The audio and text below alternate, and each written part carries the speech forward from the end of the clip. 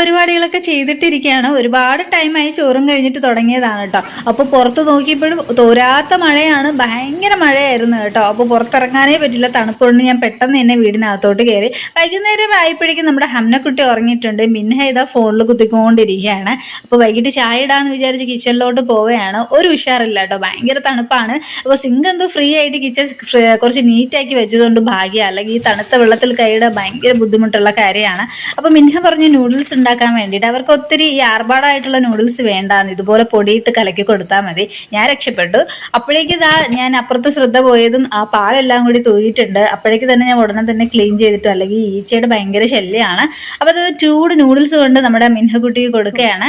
അപ്പോൾ അവൾ അത് കഴിച്ചുകൊണ്ടിരുന്നപ്പോഴേക്കും നമ്മുടെ ഹംനക്കുട്ടി ഉറക്കത്തിൽ നിന്ന് എണീറ്റ് വന്നിട്ട് കരച്ചലോടെ വരെയാണ്. അപ്പോൾ ഇതിനിടയിൽ ഹംനക്കുട്ടി വീണ്ടും സെറ്റിക്കിടന്ന് ഉറക്കമാണ്. അപ്പോൾ മരിബായിട്ടുണ്ട്. അപ്പോൾ എല്ലാവരും നിസ്കരിച്ച് ദുആ ചെയ്തിട്ടൊക്കെ ഇരിക്കണം. അതിനിടയിൽ അവർ പഠിത്തവും തുടങ്ങിയിട്ടുണ്ട് കേട്ടോ.